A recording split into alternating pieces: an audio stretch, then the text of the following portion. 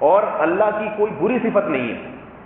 تبھی فرمایا وَلِلَّهِ الْأَسْمَاءُ الْحُسْنَى، اللہ کے اچھے اچھے نام ہیں، فَادْعُوهُ بِهَا، انہی ناموں سے پکارو. یہاں نام سے کیا مراد ہے؟ صفاتی نام.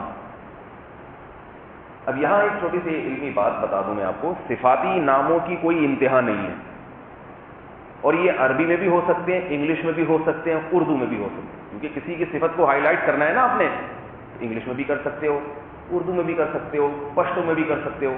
اب فارسی میں کہتے ہیں پروردگار. کیا کہتے ہیں؟ پروردگار. حالانکہ آپ نے جو قرآن کے پہلے صفحے میں 99 نام لکھے نا، ان میں پروردگار کہیں بھی نہیں لکھا ہو. اب کوئی یہ کہے کہ اللہ کو پروردگار کے نام سے پکارنا جائز نہیں ہے کیونکہ یہ تو قرآن و حدیث میں کہیں اس کا تذکرہ نہیں ملتا، تو یہ غلط ہو جائے گا. کہا جائے گا بھائی قرآن و حدیث میں اللہ کے ناموں میں سے ہمیں ایک نام ملتا ہے رب. الحمدللہ رب العالمین، تمام تعریفیں اس اللہ کے لیے ہیں جو تمام جہانوں کا پالنے والا ہے. تو رب کو فارسی میں کیا کہتے ہیں؟ پروردگار. ٹھیک ہے، پروردگار بھی کہہ سکتے ہیں آپ، اور صبح شام لوگ کہتے ہیں. انگلش میں کیا کہتے ہیں؟ گاڈ. خدا کو جو بھی معبود ہوتا ہے نا اسے کیا کہتے ہیں؟ الہ، معبود، اس کو گاڈ کہتے ہیں. تو اسی طرح یاد رکھو فارسی کا ایک لفظ ہے خدا، یہ بھی گاڈ کا ترجمہ ہے. خدا کا مطلب جو اپنی ذات خود سے ہو، خود یعنی کسی غیر کا محتاج نہ ہو. اللہ تو ہے نا خود سے ہے نا، اس کو کسی نے نہیں بنایا. تو ہمارے ہاں بعض علماء ہیں جو بہت سخت شدت کرتے ہیں کہ اللہ تعالیٰ کو خدا کہنا جائز نہیں ہے، یا نامناسب ہے، یا جو ہے نا وہ غلط ہے. یہ غلط ہے. اللہ کو خدا کہنا بھی جائز ہے، گاڈ کہنا بھی جائز ہے، اور بھی کسی زبان میں کوئی لفظ اللہ کے لیے پروردگار ہے، یہ سب جائز ہے. اس لیے کہ یہ سب جو ہے نا اللہ کے صفاتی ناموں کے دوسری زبانوں میں ترجمے ہیں. صحیح ہے نا؟ قیوم، ہر چیز کو تھامنے والا. اب اگر ہم اسی کو انگلش میں کہتے ہیں، اسی کو اردو میں کہتے ہیں، اسی کو پشتو میں کہتے ہیں تو بھی ٹھیک ہے.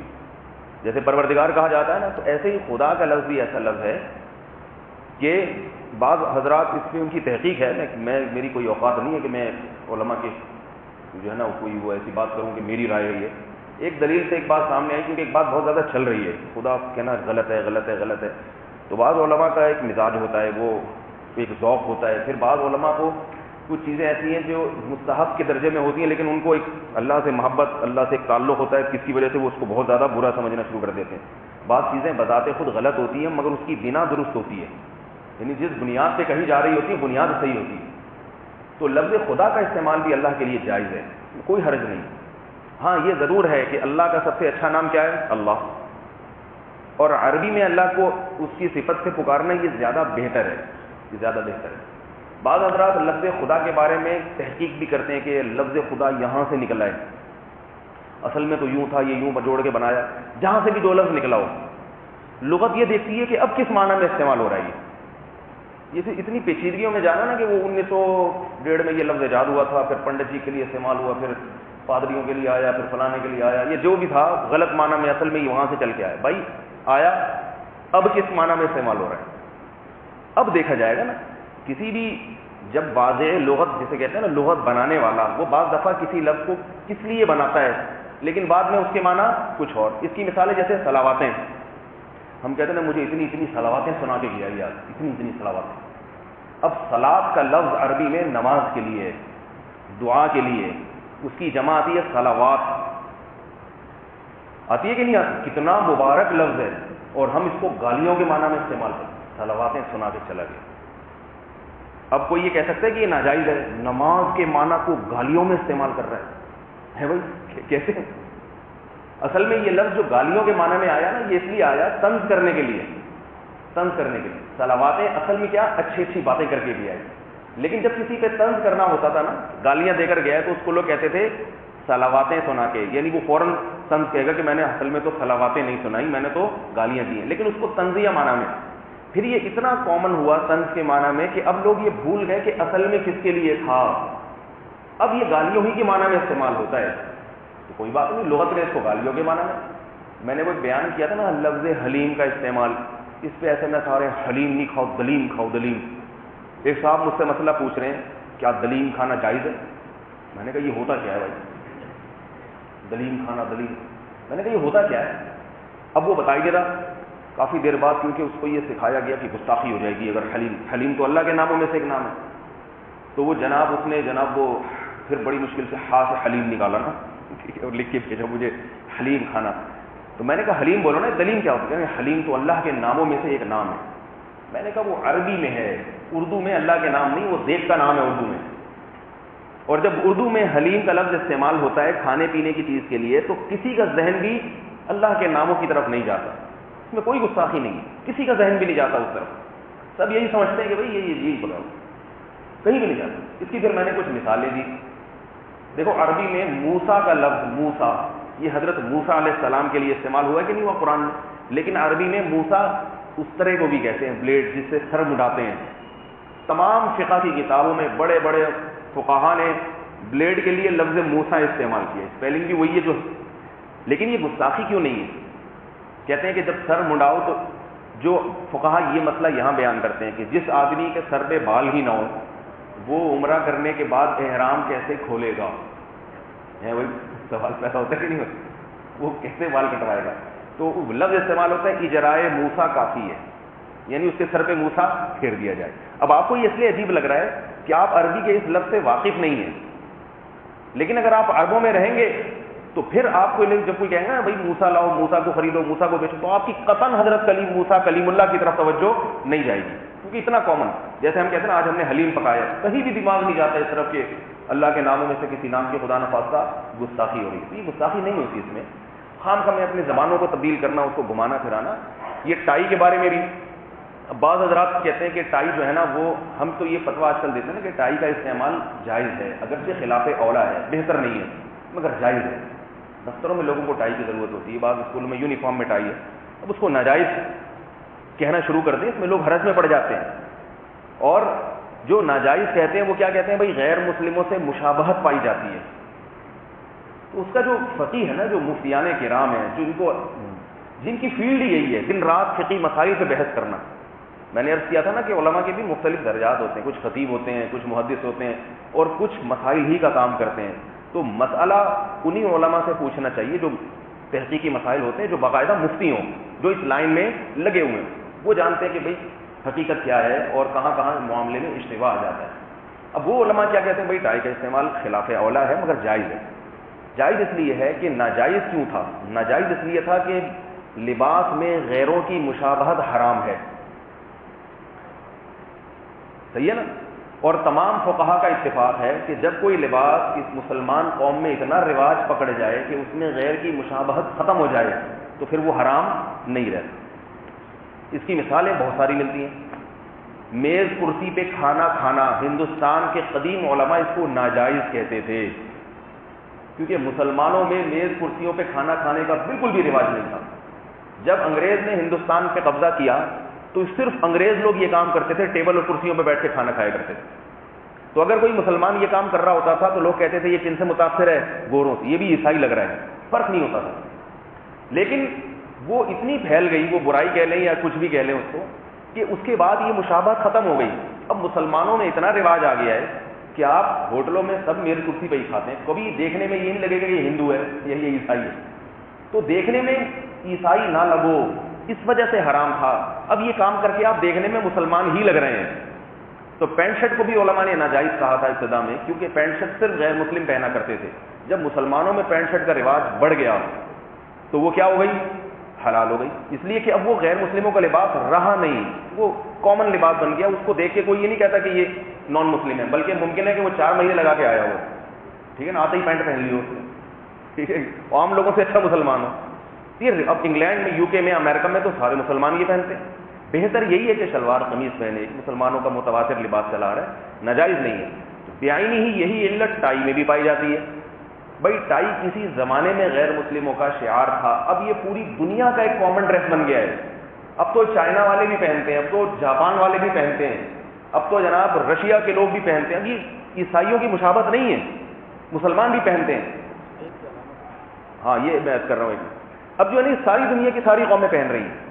اب بعض علماء اس پہ یہ اشکال کرتے ہیں کہ بھائی ٹائی جو بنائی گئی تھی نا وہ سلیب کو ظاہر کرنے کے لیے، پھر اس میں تحقیقی حوالے پیش کیے جاتے ہیں کہ وہ سن فلاں میں ایسا ہوا تھا, اس کتاب میں لکھا ہوا ہے کہ سلیب کے لیے جو ہے نا پہلے وہ گلے میں سلیب لٹکاتے تھے, تو اس کا بھی یہی جواب ہے, یہ تھا, یہ کیا ہے, تھا, اب نہیں ہے. اب ٹائی سے سلیب کا ذرہ برابر بھی تصور نہیں آتا کسی کے دماغ میں, کیونکہ سلیب کے مخالف تو سب سے زیادہ یہودی ہیں, یہودی بھی ٹائی پہنتے ہیں, کیونکہ اب ٹائی کے جس مقصد کے لیے بھی ٹائی کو ایجاد کیا گیا ماضی میں جب تھا اس وقت وہ غلط تھا, اب کسی کا دماغ بھی اس طرف نہیں جاتا. اب جو پوری دنیا میں ٹائی استعمال کی جاتی ہے وہ تھوڑا سا شو بازی کے لیے جو ہے نا, ایسے کر کے سیٹ کرنے کے لیے, دیکھنے میں لگے کہ بھائی اوپر سے گلا بند ہے, ٹھیک ہے نا, خواتین کے گلے کھلے ہوئے ہیں اور آدمیوں کے گلے بند ہوئے ہیں, الٹی کہانی چل رہی ہے, شو مارنے کے لیے ایک تھوڑا سا پراپر ڈریس ہے. اب اس کو ناجائز نہیں کہہ سکتے, کیونکہ وہ جو بنا تھی وہ کیا ہو گئی, وہ تھی اب نہیں ہے. وہ تھی پہ میں اکثر ایک واقعہ سناتا ہوں نا, ایک آدمی کی عادت تھی کہ ہر چیز کو ٹھوکر مار کے پوچھتا تھا یہ کیا ہے. تو ایک پٹھان جو ہے نا گٹری میں شیشے کے برتن, نازک برتن ہوتے ہیں, وہ لے کے باندھ کے جا رہا تھا بیچنے کے لیے, آوازیں لگا رہا تھا گلاس اتنے روپے کا, پلیٹ اتنے روپے کی. تو ایک سیٹھ نے, اسی سیٹھ نے اس کو بلایا, رکھو یہاں پہ, کیا ہے مجھے دکھاؤ. تو جب اس نے رکھا تو ٹھوکر مار کے پوچھا یہ کیا ہے, زور سے ٹھوکر ماری, پوچھا یہ کیا ہے. تو پٹھان بھائی بیچارہ کہتا ہے نہیں تھا, ہے نہیں تھا. اب جب ٹھوکر لگ گئی نا, ابھی کچھ بھی نہیں ہے, نہ تو کلاس سے ٹھوکر مار دی, ہے نہیں. تو جو بھی یہ کہنا یہ سلیب کا ہے, یہ فلانا ہے, تو بھائی ہے نہیں, یہ کیا تھا, اب نہیں ہے. تو اب کو دیکھیں گے اب کیا ہو رہا ہے. اس کی ایک اور دلیل دوں, دلائل دماغ میں آتے ہیں نا, پھر آنا شروع ہوتے ہیں. دیکھو یہ ہم کہتے ہیں Sunday, Monday, Tuesday, Wednesday, Thursday, Friday, Saturday, یہ سارے در حقیقت ان ستاروں کے نام ہیں جن کی پوجا کی جاتی تھی. سنڈے سورج کا دن, جس دن سورج کی عبادت ہوتی تھی اس دن کو سورج کے پجاری کیا کہتے تھے, سنڈے. سورج کو سن کہتے ہیں نا, یہ کچھ اور کہتے ہیں بھائی, سورج کو کیا کہتے ہیں, سنڈے, سورج کی عبادت کا دن. تو بتاؤ کسی دن کو ہمارے لیے سورج کی عبادت کا دن کہنا جائز ہے بھائی. منڈے, مون ڈے سے نکلا, یہ مون کسے کہتے ہیں, چاند کو. جس دن چاند کی عبادت ہوتی تھی اسے کیا کہا جاتا تھا, مون ڈے. منڈے, پھر مون ڈے ہوتے ہوتے کیا بن گیا, منڈے بن گیا. جیسے جبل الطارق جو تھا نا وہ جبرالٹر بن گیا, ٹھیک ہے نا, انگریزوں نے اس کو جبرالٹر بنا دیا. جبل الطارق, طارق بن زیاد نے جو پہاڑ پہ پڑاؤ ڈالا تھا اور فتح کیا تھا اس کو جبل الطارق کہا جاتا تھا, وہ کیا بن گیا, جبرالٹر. اسی طرح یہ امیر البحر جو تھا نا, عربوں نے جب مسلمانوں نے, حضرت معاویہ نے جو بحری بیڑا پہلا تیار کیا, اس کے امیر کا نام تھا, اس کو امیر کا لقب تھا امیر البحر. تو انگریزوں نے یہ نیوی جو ہے نا, یہ مسلمانوں سے سارا سیکھا ہے, یہ نیوی کا پورا سسٹم جہازوں کا. تو انگریزوں نے اس کا نام رکھا ایڈمرل. یہ کہاں سے نکلا ہے, امیر البحر سے. وہ امیر البحر ہوتے ہوتے کیا بن گیا, انگلش میں آیا تو ایڈمرل بن گیا, وہ امیر البحر سے ایڈمرل ہو گیا. تو اسی طرح یہ جو لفظ ہے نا, کیا نام ہے, مون ڈے سے کیا بن گیا, منڈے. ٹیوزڈے, وینسڈے, تھرسڈے, یہ سارے دیوتاؤں کے نام ہیں. اگر آپ سرچ کریں نا, یہ جو بدھ مذہب کو ماننے والے, یہ سب دیوتاؤں کی, ان دنوں میں ان دیوتاؤں کی پوجا ہوتی تھی. اب ہم کہیں کہ سنڈے کو سنڈے کہنا جائز نہیں ہے, تو چلو بھائی انگلش میں نہیں کہو, اردو میں کہنا پڑے گا اتوار. اتوار بھی سورج کی پرستش کے دن کو کہتے ہیں. اتوار ہندی کا لفظ ہے, وہ بھی کسی یا تو سورج کو کہتے ہیں یا کسی دیوتا کو کہتے ہیں, ابھی مجھے صحیح یاد نہیں ہے. پیر, وہ بھی کسی دیوتا کو کہتے ہیں. منگل بھی کسی دیوتا کو. تو اردو میں جائیں گے تو اردو چونکہ ہندی الفاظ اردو میں بہت ہیں, تو اردو میں بھی اس کا مطلب صحیح نہیں بنتا. نہیں آ رہی میرے خیال میں, بہت مشکل ہے سمجھانا بھائی. پھر آپ کس کی طرف جائیں گے, عربی کی طرف. تو جائیں, 2 دن نہیں مارکیٹ میں چل سکتے. شادی کارڈ پہ لکھا ہوگا یوم الاحد کو رات 10 بجے. پبلک فون کر کر کے پوچھے گی بھائی ابھی تک تو ہفتے کے 7 دن ہم نے سنے, یہ 8واں دن کون سا ہوتا ہے. پھر آپ کہیں گے یوم الاثنین کو میں آپ کے یہاں تشریف لا رہا ہوں. ایک نئی ٹینشن کھڑی ہو جائے گی کہ نہیں ہو جائے گی. لوگ کہیں گے تو آپ کی داڑھی پہلی ہمیں ہضم نہیں ہو رہی تھی, شلوار آپ نے ٹوکنے سے اوپر کے لیے وہ سمجھ میں نہیں آ رہا تھا, ٹوپی پہن لی, اوپر سے اب یہ یوم الاحد اور الاثنین, ہر دفعہ ایک نیا ترجمہ. تو بھائی چھوڑو, سنڈے منڈے ہی ٹھیک ہے, ٹھیک ہے نا. اگر کوئی کہے وہ سنڈے اس لیے کہتے تھے کہ سورج کی عبادت بولے, وہ کہتے تھے, ہم نہیں کہتے. ہم سنڈے کو اس لیے کہتے ہیں کہ ہمارے ہاں یوم الاحد جو عربی میں جس کو احد کہتے ہیں اس کو اردو میں کیا کہتے ہیں, سنڈے. انگلش میں سنڈے, تو وہ لفظ اردو میں بھی استعمال ہو رہا ہے نا, تو گویا اردو ہی بن گیا ہے, اردو ہی بن گیا ہے. اب سنڈے منڈے بھی اردو ہی ہے, فرائیڈے بھی اردو ہی ہے. کیا ضرورت ہے کہ وہ اتنی اس میں ٹینشن میں جانے کی. گلاس کا لفظ اصل میں انگلش کا ہے نا. اب جن کو انگلش سے نفرت ہے وہ بھی گلاس ہی بولتے ہیں. کیوں گلاس بولتے ہیں کہ بھائی ابھی اردو میں گلاس ہی ہے. اردو کا اصل لفظ ہے آب خورا, ٹھیک ہے. اب آپ کو انگلش سے نفرت ہے, آپ کہہ رہے ہیں میرے لیے 3 آب خورے, آپ کی بیوی نے کہا کہ میرے لیے 3 آب خورے ہفتہ بازار سے لے آئیں, آپ جاپان تک کا سفر کر لو گے آپ کو آب خورا نہیں ملے گا. اور بیگم گلاس اس لیے نہیں کہہ رہی کہ وہ قدیم اردو سے محبت کرتی ہے. قمقمے بلب کو کہتے ہیں نا, بلب جگمگ کرتے ہوئے بلب ہوتے ہیں نا, تو قمقمہ. تو وہ ہمارے ایک دوست ہندوستان سے آئے تو انہوں نے ٹیوب لائٹ کے بند کہ چمک کا ڈنڈا بند کر دو. میں نے کہا کیا کر دو بھائی, کہنے چمک کا ڈنڈا. اب ہندی میں ٹیوب لائٹ کو کیا کہتے ہیں, چمک کا ڈنڈا. چھوڑو بھائی, جب ٹیوب لائٹ ایک کامن لفظ ہے وہی چلاؤ. سمجھ میں آ رہی ہے؟ آپ کا کام ہے اپنی بات کو آگے, تو جو لفظ کامن استعمال, ہاں جو استعمال نہیں ہو رہے دونوں زبانوں میں, اس میں کوشش یہ کرنی چاہیے اپنی زبان کو انسان ترجیح دے, اس میں اپنی زبان کرے تاکہ اپنی زبان کی حفاظت بھی رہے. یہ بھی ایک تو ہمارا فریضہ ہے نا اپنی زبان کی حفاظت کرنا. اس سے ہماری تاریخ وابستہ ہے, اس سے ہمارا مذہب وابستہ ہے, بہت ساری چیزیں وابستہ ہیں. خیر, تو ٹائی کا بھی یہی مسئلہ ہے. اسی طرح لفظ خدا کا بھی. اب اگر کوئی کہ لفظ خدا اصل میں یوں تھا, اس میں یوں تھا, بھائی اب نہیں ہے. اب خدا کسے کہتے ہیں؟ گاڈ کو, پالنے والے کو, اور جو اللہ ہے اسی کو کہتے ہیں. اردو میں یہ کہتے ہیں. ابھی جمعے کو, یہ میں اس لیے بیان کر رہا ہوں کہ جمعے کو ایک صاحب مجھ سے بھڑ گئے, چپک گئے, کہہ رہے آپ نے بیان میں 3 دفعہ خدا کا لفظ استعمال کیا ہے, بالکل غلط. اب وہ تو ہماری زبان پہ یہ لفظ چڑھا ہوا ہے, ہم کئی دفعہ, ویسے تو لفظ اللہ بہتر ہے, اس میں کوئی شبہ نہیں. لفظ اللہ کا تو آلٹرنیٹ کوئی ہے ہی نہیں, جو اللہ کا عالمی نام ہے. تو میں نے ان سے کہا کہ یہ صفاتی نام ہے اللہ کا, تو اس لیے بھی جائز ہے. بہتر یہی ہے کہ لفظ اللہ استعمال کیا جائے, لیکن یہ بھی جائز. کہہ رہے نہیں یہ تو فارسی میں تو فلانا ہے تو ڈھمکانا ہے. تو میں نے کہا اس کا مطلب یہ ہوا کہ اللہ کا جو صفتی نام ہے وہ صرف عربی میں ہی ہے, اردو میں ہے ہی نہیں, وہ فارسی میں ہے ہی نہیں, وہ انگلش میں ہے ہی نہیں. اس دعوے کی کیا دلیل ہے؟ اللہ کی اچھی صفت ہے, جو بھی اچھی صفت ہے اس کی آپ انگلش میں بھی تعبیر کر سکتے ہیں. موسٹ مرسیفل کہتے ہیں نا انگلش میں, ابھی یہ بالکل ایسی موسٹ مرسیفل کہنا جائز نہیں ہے. وہی رحیم رحمان کا ترجمہ ہے, موسٹ مرسیفل, بہت زیادہ رحم کرنے والا. ایسے ہی خدا کا لفظ بھی ہے. تو یہ نہیں دیکھا جائے گا یہ لفظ بنا کس معنی کے لیے تھا, اب دیکھا جائے گا کہ استعمال اس کا کس معنی میں ہو رہا ہے. سمجھ رہے ہو بات کو کہ نہیں سمجھ رہے بھائی؟ تو کہاں سے کہاں بات چلی گئی.